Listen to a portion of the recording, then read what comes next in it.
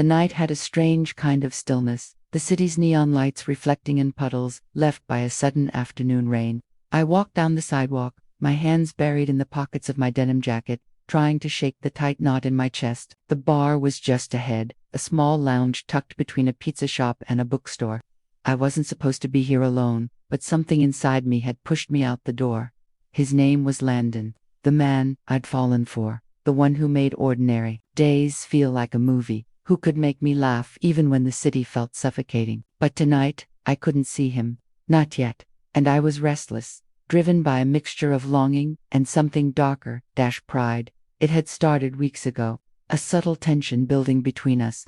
Landon wasn't the type to demand attention, but he had this quiet presence that made me feel safe, understood. He never rushed, never pressured, just existed in a way that made everything around him feel lighter. We had shared countless nights walking under streetlights, talking about everything and nothing, drinking hot chocolate from corner cafes, arguing over who made the better burger in town. He remembered all of it, too, every tiny detail. And yet, there was a part of him I had never fully claimed. And maybe that was the temptation I couldn't resist. And then Cole appeared. Cole was loud, magnetic, someone who could make a room forget it was raining outside. He had a confidence that bordered on arrogance, a charm that worked on everyone, including me, though I would never admit it aloud. When he asked me to meet him tonight, it wasn't because I wanted him, not really. I wanted Landon to see. I wanted Landon to realize that someone else could want me, that I had choices, that maybe, just maybe, he would care enough to show it. I pushed open the door to the lounge, the warm air hitting me like a wave, the low hum of conversation mixed with the soft clinking of glasses, the faint smell of fried chicken and spiced fries drifting from the kitchen. Cole was already there, leaning casually against the bar, flashing a smile that made my stomach twist in a way I hadn't felt in months. "You came," he said, voice smooth. "I wasn't sure you would." "I said I would," I replied, trying to keep my tone even. He laughed lightly, the sound filling the space between us. "Good. I like it when people keep their promises." I followed him to a table near the window, the city lights reflecting off the glass in a dazzling display. Part of me hated what I was doing, another part reveled in it. I could feel the tension building in my chest, a dangerous thrill coursing through me. Landon had no idea, and that made it even worse. As we talked, I stole glances toward the door, expecting or hoping to see him walk in at any moment. My friends had warned me about this game, told me it was reckless, that Landon wasn't the type to play. But I had convinced myself that this was harmless, just a little provocation, a test. Cole's hand brushed mine at one point, a fleeting contact, and I felt a spark I tried to ignore. The conversation was easy, effortless, like we had known each other forever. But every laugh, every smile I gave him was a dagger to my own heart. I knew what I was doing. I knew the lines I was crossing. And yet, I couldn't stop. And then, in the corner of my eye, I saw movement. Landon standing at the doorway, his coat clutched loosely in his hand, eyes scanning the room. I froze. The bar seemed to dim, the hum of conversation fading to a whisper. His expression was calm, unreadable, but there was something in his eyes, a flicker of understanding, maybe even hurt. He didn't approach, didn't call my name. He just stood there for a moment, then, almost imperceptibly, turned and walked away. My chest tightened. The thrill, the excitement, the pride had all vanished in an instant. I had wanted to provoke him, to make him care, to make him react, and instead, he disappeared. Cole noticed the change in me, his brow furrowed slightly.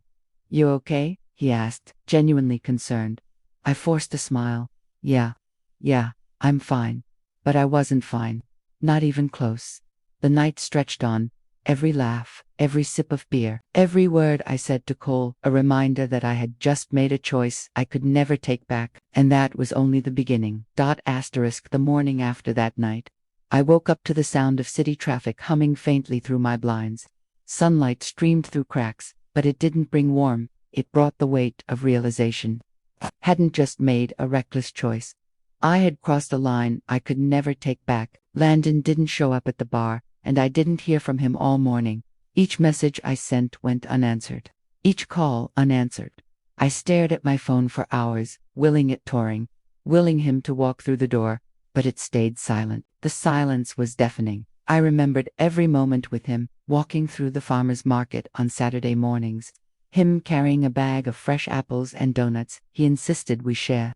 The way he always noticed the little details I overlooked, like how I crumpled my napkin when I got nervous, or how I always tapped my foot when I was excited. I had loved every tiny nuance of him, and I had just shattered it with my own hands. Cole called me later, his voice casual, teasing even.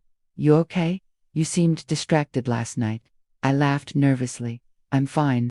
But I wasn't fine. I couldn't shake the image of Landon at the doorway, his coat in his hand, eyes scanning the bar, and then leaving without a word. That calm, unreadable expression, it haunted me. Later that day, I tried to distract myself with errands, walks through the city, stopping by the corner cafe we used to frequent. The smell of freshly baked bagels, the cinnamon rolls, the scent of coffee, it should have been comforting, but it wasn't. Every corner, every street seemed to whisper his name. Mariah, my friend, called that afternoon. She had noticed the tension, the weight in my voice. "Lena, what happened last night?" she asked softly. I hesitated, twisting my fingers together. I made a mistake," she sighed. "What do you mean?" "I went out with Cole," I admitted, almost in a whisper. "I didn't. I wasn't trying to. I mean, I just wanted Landon to see." Mariah was quiet for a moment. Then she said, "Lena, you need to understand something. Provoking someone you love to get attention, it's dangerous. Sometimes they don't come back." Her words stung, but I tried to push them aside. I couldn't let myself believe what I feared. Not yet. By evening, the city lights flickered on, reflecting off wet asphalt. I wandered to the riverside path where Landon and I used to walk. The water glimmered under the streetlights, and the autumn breeze carried the scent of roasted peanuts from a nearby stand. I leaned against the railing, staring at the reflections, trying to convince myself he'd return, that he'd fight for me. But deep down, I knew he wasn't like Cole or anyone else. He didn't need to be provoked. He didn't need to be tested. He loved with patience, with understanding, with quiet strength. And I had just shown him the opposite. A flashback hit me, one of the last times he had confided in me about love. "I've been hurt before," he had said, eyes distant, voice low. "And I've learned that the person who truly wants to be with you will stay, even when it's hard. They won't need games or tests." I remembered nodding, thinking I understood. Now, the memory cut deep, because I hadn't understood. Later that night, I tried calling, texting, reaching out. Nothing, not a single word from him. And the emptiness that settled in my chest was unbearable. The realization hit me like a punch. I had wanted to provoke him. I had wanted a reaction. And now, he was gone. The next morning, I couldn't face the city. I stayed in my apartment, staring out at the skyline, replaying every interaction, every smile, every careless word that had led to this. The regret was heavy, almost suffocating. I thought I had been clever, testing his love. But in reality, I had been foolish. Cole's messages came again, and I ignored them. I didn't want temporary distractions. I wanted Landon, but more than that, I wanted him to want me, to see that I had made a mistake, and I feared he never would. By nightfall, I walked aimlessly through the urban streets, the neon lights reflecting my own confusion back at me. I passed our favorite pizza place, the bookstore where he had recommended a novel to me, the corner cafe where we had laughed over hot chocolate. Each place was a reminder of what I had risked and what I had lost. Somewhere deep inside, I knew one thing for certain. If Landon didn't come back, it wouldn't be because he didn't love me. It would be because I had forced him to leave. And sometimes, people who leave silently never return. Days stretched into a week, but Landon still hadn't reached out. Each morning, I woke with the hope that he might text, call, or simply appear at the corner cafe where we spent lazy afternoons. But each evening, the emptiness was the only reply. The city, which once felt vibrant and alive with our shared laughter, now seemed cold and unwelcoming. I tried distractions, work, friends, errands, but nothing worked. Every street, every corner reminded me of him. The smell of roasted peanuts at the street fair, the aroma of fresh cinnamon rolls from the corner bakery, the hum of jazz drifting from the small lounge where we first met. Each sensory memory brought a pang of regret. Cole, noticing my silence, reached out again. "Hey, I know you're upset. Let's meet," Just to talk, he said in a message. I ignored it. I wasn't angry at him. I was angry at myself, angry that my pride had overruled love, angry that I had gambled with something sacred and lost, that it wasn't just a test. I realized it was a betrayal. I hadn't cheated physically, not yet, but the act of willingly stepping into Cole's world, knowing Landon could see, was a betrayal of trust, of everything he had ever offered me without asking. I remembered that one evening when we had walked along the riverside. Landon had been quiet for a while, staring at the water, reflecting the city lights. You know, Lena, he said, his voice almost a whisper, love isn't about games. It's about being brave enough to be honest, even when it's scary. I had laughed nervously, pretending I understood, but tonight, that memory stabbed at me like a knife. I had been anything but honest. I had provoked, tested, and manipulated, and now I was facing the consequence. The nights were the worst. I would lie in bed, staring at the ceiling, thinking of him, the curve of his smile, the way his eyes crinkled when he laughed, the little idiosyncrasies that had made him so uniquely Landon. I had cherished all of it. Yet I had acted in a way that could undo it entirely. And then came the whisper of a possibility, a rumor whispered by mutual friends. Landon had been seen leaving the city, gone, just like that, not angry, not shouting, not dramatic, just gone. The idea made my chest ache, not because I wanted revenge, not because I wanted to see him suffer, but because I realized the depth of my mistake. I had thought I could provoke him, create tension, spark desire, but in reality, I had only pushed him away. I remembered the last time we had shared coffee at the cafe. He had been quiet, thoughtful, staring out at the rain-soaked streets. I had teased him, nudged him playfully, trying to coax a reaction, and then he had simply smiled, a sad little smile, and said nothing. I had thought he was being patient. Now, I realized he was already preparing himself, preparing for the inevitable, me making the wrong choice. That night, I walked through the streets aimlessly. The neon lights blurred as I moved, reflecting in puddles at my feet. I passed our favorite taco stand, the jazz lounge, the bookstore, with its display of fresh novels. Every familiar place now felt like a monument to my error. I thought about calling him, writing a letter, anything to explain myself. But what could I say that would undo what I had done? How could words bridge the gap created by thoughtless actions, pride, and reckless decisions? I sat on a bench by the riverside, the wind tugging at my coat. I watched the water shimmer under the streetlights, imagining him there, somewhere in the city, walking past the same scenes, thinking of me, or maybe not thinking at all. The thought was unbearable. I realized then that some mistakes are irreversible. Some people, once pushed away, may never return. And for the first time, I understood the true cost of my pride, my impulsiveness, and my desire for provocation. I had wanted attention, wanted to make him react, and now, I faced the painful reality that he might never show up again. That night, I didn't sleep. I didn't eat. I simply sat, staring at the water, feeling the weight of my choices, and in that quiet, reflective solitude, I understood something fundamental.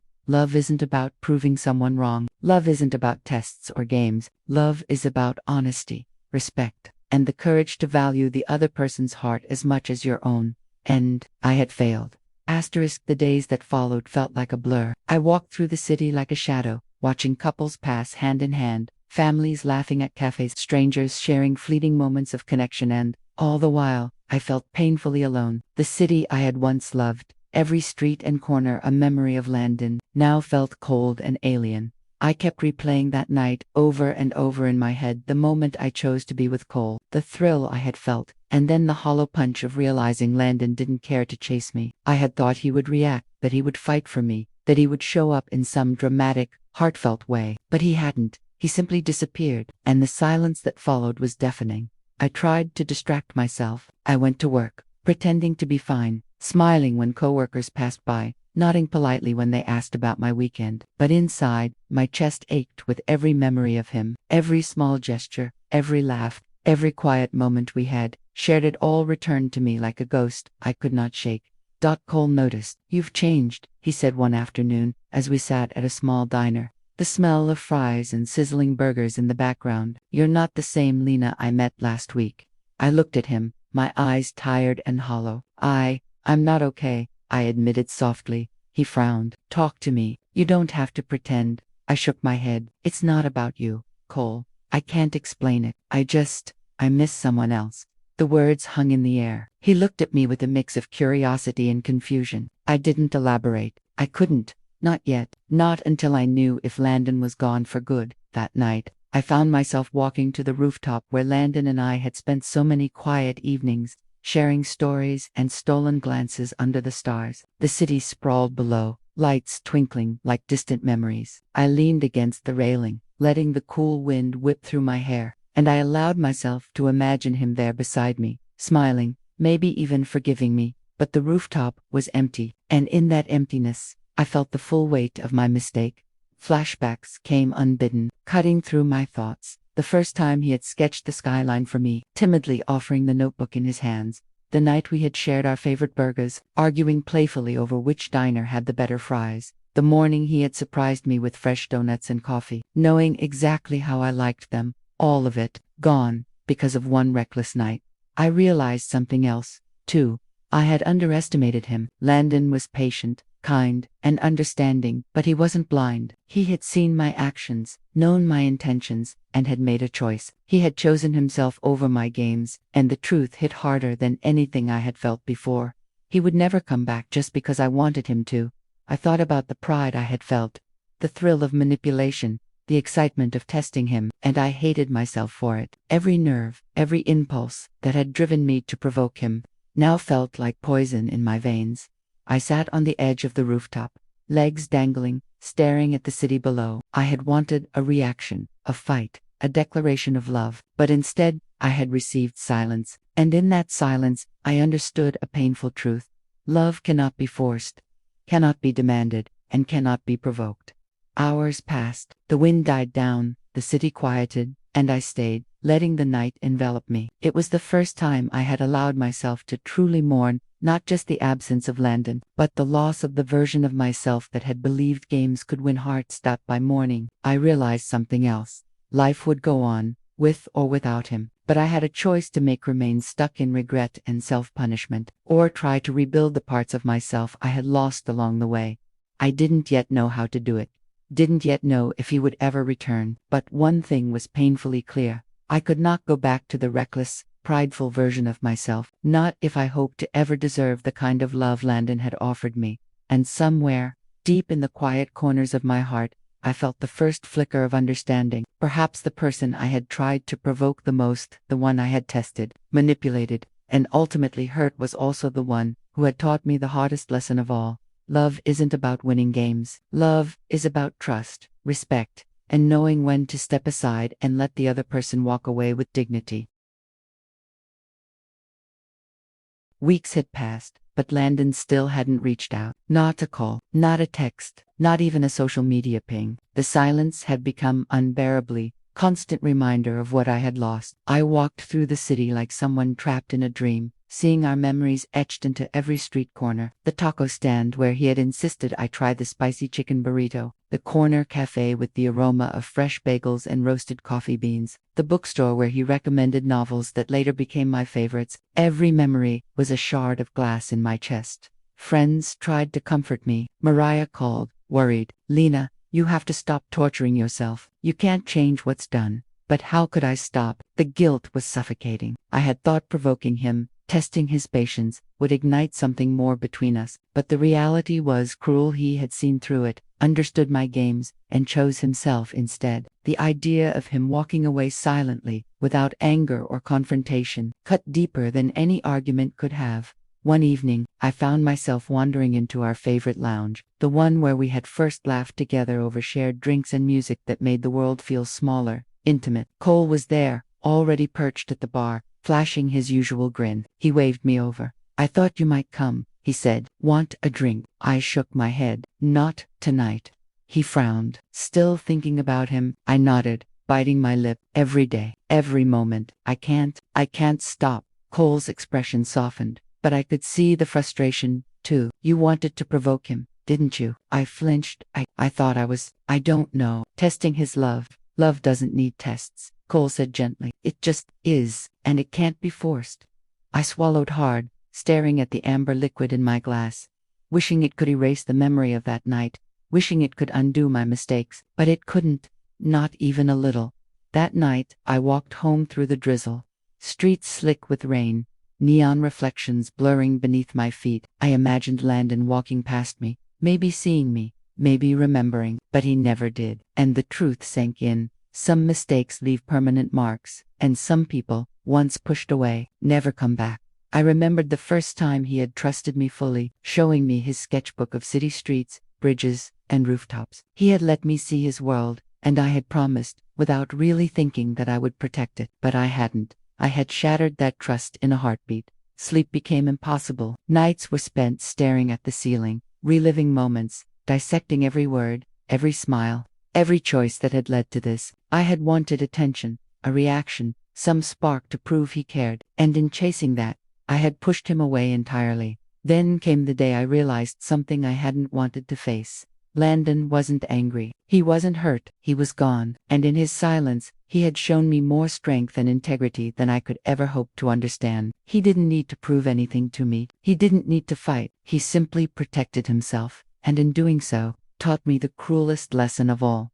I found myself at the riverside again, where we had walked countless nights. The water shimmered under the streetlights, calm yet relentless, like the tide of my own regret. I traced the path we had taken, imagining the echoes of his laughter, the warmth of his hand in mine, and in the quiet, I whispered an apology that would never be heard. The city continued to move, oblivious to the storm inside me. Couples passed, laughing, unaware of the shattered pieces I left in their wake. Friends offered advice, comfort, distractions, but nothing could fill the void Landon had left. I realized something crucial. My pride had cost me more than I could have imagined. The thrill of provocation, the gamble of testing love, it wasn't worth it. Not even a little. And now, all I could do was live with the weight of my actions, hoping, somewhere deep down, that Landon was okay. As the night deepened, I sat on the riverside bench, staring at the reflection of neon lights in the water. A part of me wanted to chase him, to beg, to explain, but another part knew it was too late. Sometimes love leaves quietly, sometimes it never returns, and sometimes the hardest lesson is learning that the person you tried to provoke the most, the one you thought you could manipulate, was also the one you loved the most. Weeks blurred into months, and the silence from Landon remained unbroken. At first, I clung to the hope that he would return, that he would walk into my apartment or send a simple message, a sign that the man I loved had not abandoned me entirely. But with every passing day, that hope dwindled. What remained was raw regret, a constant ache in my chest that no distraction could soothe. I tried to live normally. I went to work, met friends for coffee, even laughed occasionally. But inside, I felt hollow, as if a part of me had been permanently carved away. The city around me was alive, teeming with energy, but I was frozen in my own regret, wandering streets that had once felt full of warmth and memories of Landon.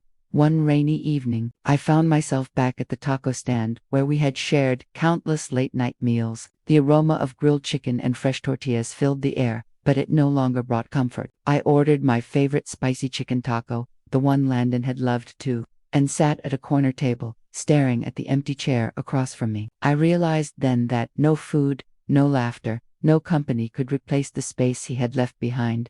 The memory of that night, my choice to be with Cole, to provoke Landon, hit me with unbearable force. I had wanted to test him, to make him jealous, to spark a reaction, but all I had done was betray someone who had never wavered in his care for me. I had thought my actions were clever, playful even, but now I understood the gravity of my mistake. I had gambled with a heart far too precious to risk.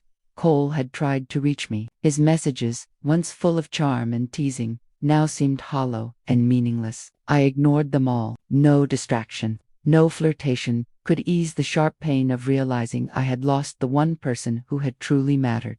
That night, drenched by rain, I walked to the riverside, my coat clinging to me, cold seeping into my bones. The water shimmered under the city lights, reflecting a world that seemed unchanged by my heartbreak. I closed my eyes and let the memory of Landon flood me, his quiet patience, the warmth of his smile, the way he had listened when no one else would. I remembered the sketchbook he had once handed me, filled with drawings of the city skyline and streets we had walked together. Each page was a testament to his care, his thoughtfulness, and I had failed to honor it. I had failed him. As I stood by the water, I realized the cruelest truth. Landon had left, not out of anger, not out of spite, but out of self-preservation. He had loved quietly, deeply, and he had chosen to protect his heart from my reckless games. And in doing so, he had taught me the most painful lesson of all. I whispered an apology into the night, knowing it would never reach him. "I'm sorry," I said, voice cracking. "I understand now." The months that followed were hard. I rebuilt myself slowly, learning to live with the consequences of my pride. I revisited old hobbies, reconnected with friends, and tried to reclaim pieces of myself I had lost in chasing fleeting thrills. Each day was a reminder of the person I had been and the person I needed to become. Sometimes, I would pass by familiar streets, rooftops, and cafes, and I would imagine him somewhere there, smiling, living fully, protecting his heart, and I smiled too, not with triumph, not with bitterness, but with quiet respect. He had left me, but he had left me with something more valuable than his presence, a lesson about love, trust, and integrity. I realize now that love is not about tests or provocations. It is not about forcing reactions or demanding attention. True love is quiet, patient, and consistent. It is offered without expectation, without manipulation, and the heartbreak I felt was proof of how deeply I had failed to honor that truth.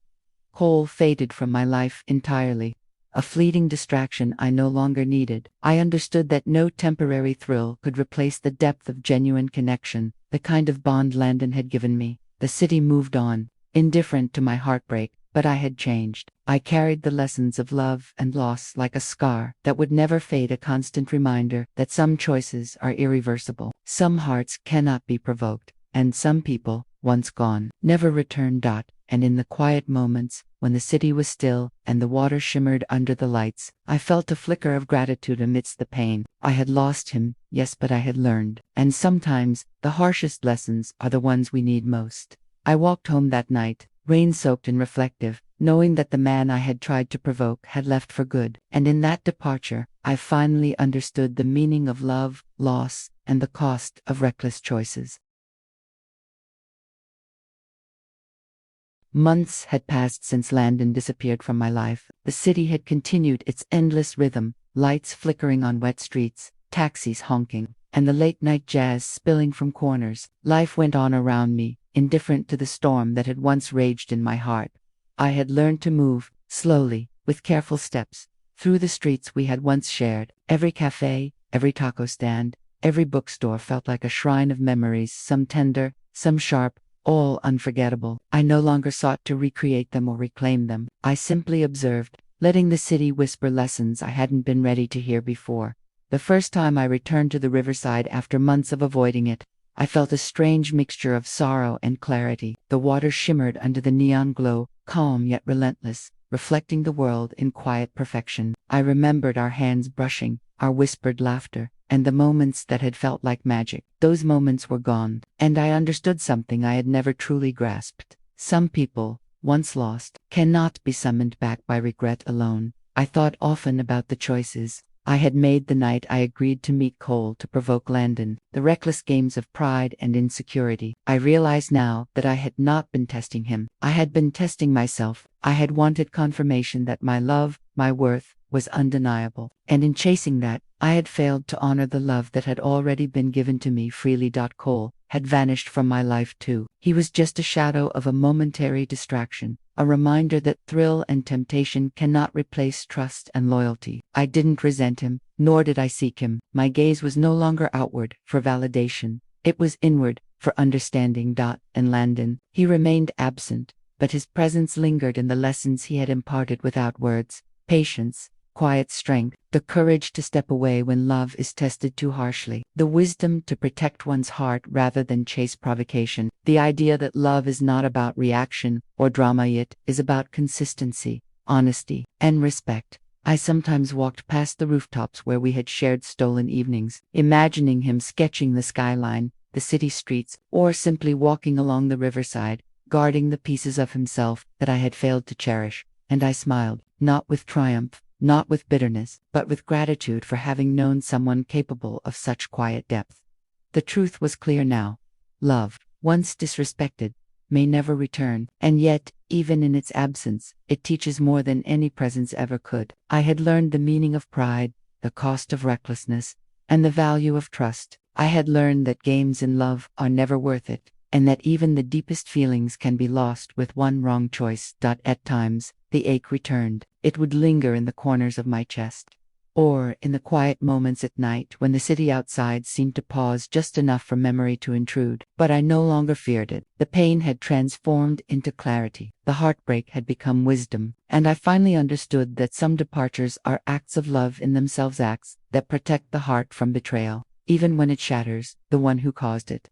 One evening, I wrote a letter I would never send. I poured every apology, every memory, every lesson into it. I folded it carefully and placed it in a drawer, not for Landon, but for myself, a marker of growth, of reflection, and of the love I had learned to honor, even in absence. I walked home that night beneath the city lights, rain-soaked streets reflecting neon colors in puddles, and for the first time in months, I felt a measure of peace. I didn't have him back. I didn't need him back. What I had gained was far greater: understanding, humility, and the realization that love is not a game to win, but a trust to hold sacred.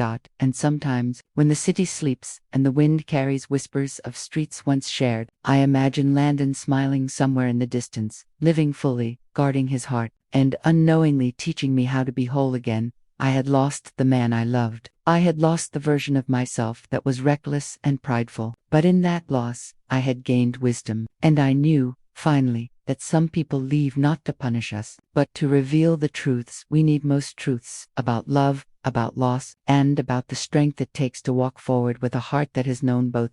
In the end, love is not measured by possession, by reaction, or by games. It is measured by respect, patience, and the courage to honor it, even when it hurts most. And I had learned that lesson the hardest way imaginable.